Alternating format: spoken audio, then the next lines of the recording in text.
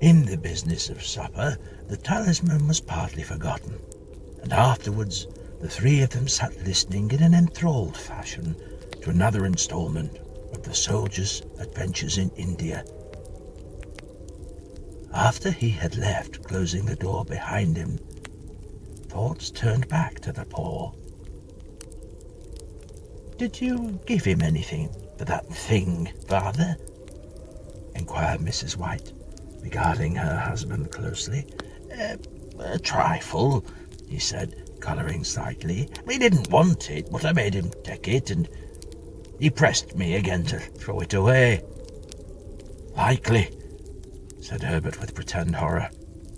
"Why, we're going to be rich and famous and happy. Wish to be an emperor, father, to begin with. Then you can't be henpecked."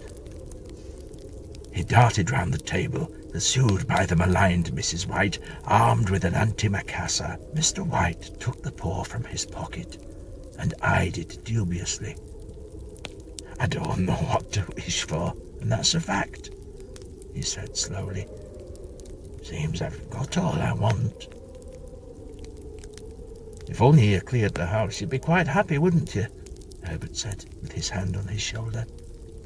"Well, wish for £200. That'll just about do it."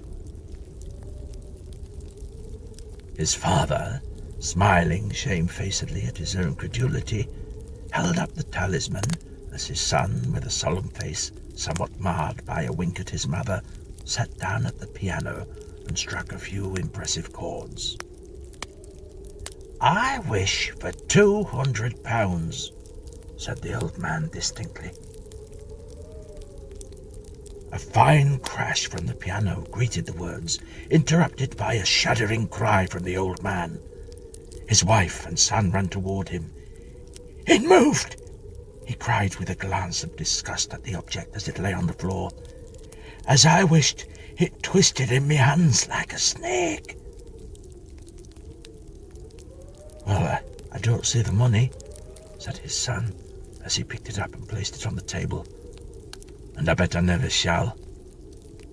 "It must have been your fancy, father," said his wife, regarding him anxiously. He shook his head. "Never mind. There's no harm done, but, well, it gave me a shock all the same." They sat down by the fire again, while the two men finished their pipes. Outside, the wind was higher than ever, and the old man started nervously at the sound of a door banging upstairs. A silence unusual and depressing settled upon all three, which lasted until the old couple rose to retire for the night. "I expect you'll find the cash tied up in a big bag in the middle of your bed," said Herbert, as he bade them good night. "And something horrible squatting on top of the wardrobe, watching you as you pocket your ill-gotten gains." He sat alone in the darkness, gazing at the dying fire, seeing faces in it. The last face was so horrible and so simian that he gazed at it in amazement. It got so vivid that, with a little uneasy laugh, he felt on the table for a glass containing a little water to throw over it. His hand grabbed the monkey's paw, and with a little shiver he wiped his hand on his coat and went to bed. In the brightness of the wintry sun the next morning, as it streamed over the breakfast table, Herbert laughed at his fears. There was an air of prosaic wholesomeness about the room which it had lacked on the previous night, and the dirty, shriveled little paw was pitched on the sideboard with a carelessness which betokened no great belief in its virtues. "I suppose all soldiers are the same," said Mrs. White. "The idea of our listening to such nonsense. How could wishes be granted in these days? And if they could, how could £200 hurt you, father?" "Might drop on his head from the sky," said the frivolous Herbert. "Morris said the thing so naturally, though. Said that things happen so naturally that you might, if you wished, attribute it to coincidence." Well, don't break into the money before I come back, said Herbert, as he rose from the table. I'm afraid it'll turn you into a mean, avaricious man, and we shall have to disown you. His mother laughed, and following him to the door, watched him down the road, and, returning to the breakfast table, was very happy at the expense of her husband's credulity, all of which did not prevent her from scurrying to the door at the postman's knock, nor prevent her from referring somewhat shortly to the retired sergeant majors of bibulous habits when she found that the post brought a tailor's bill. Herbert shall have some more of his funny remarks, I expect, when he comes home, she said, as they sat at dinner. I dare say, said Mr. White, pouring himself some beer. For all of that thing moved in my hand, I'll swear to it. You thought it did, said the old lady soothingly. I say it did, replied the other. There was no thought about it. What's the matter? His wife made no reply. She was watching the mysterious movements of a man outside who, peering in an undecided fashion at the house, appeared to be trying to make up his mind to enter. In mental connection with the £200, she noticed the stranger was well dressed and wore a silk hat of glossy newness.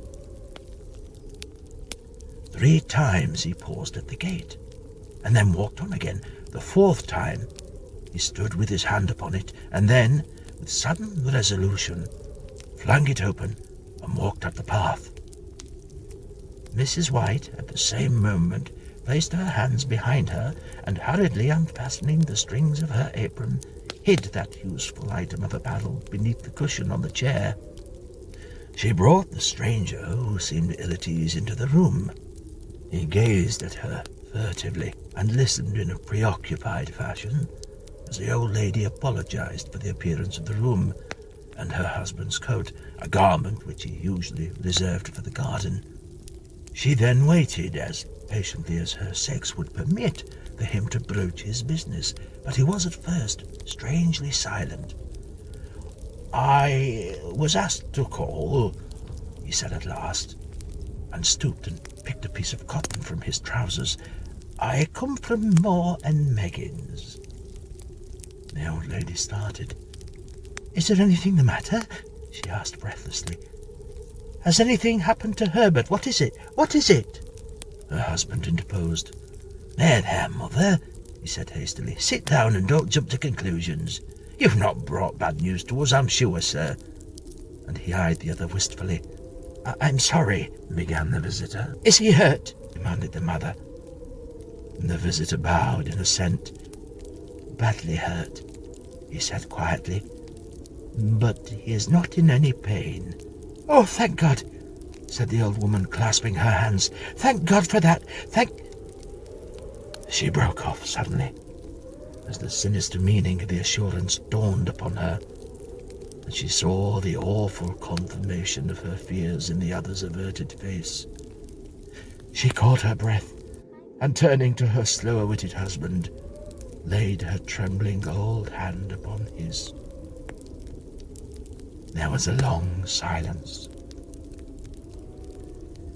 He was caught in the machinery, said the visitor at length in a low voice. Caught in the machinery, repeated Mr. White in a dazed fashion. Yes.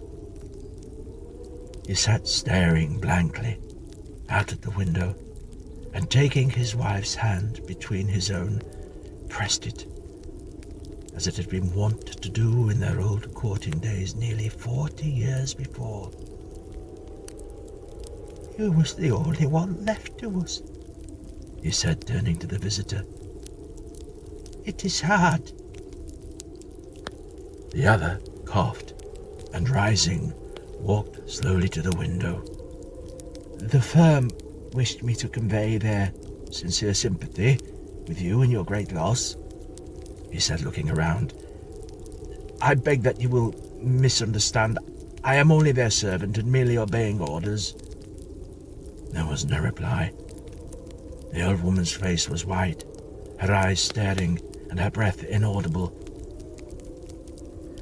"I wish to say that more Meggins disclaim all responsibility," continued the other. "They admit no liability at all, but in consideration of your son's services, they wish to present you with a certain sum as compensation." Mr. White dropped his wife's hand and, rising to his feet, gazed with a look of horror at his visitor. His dry lips shaped the words. "How much?" £200 was the answer.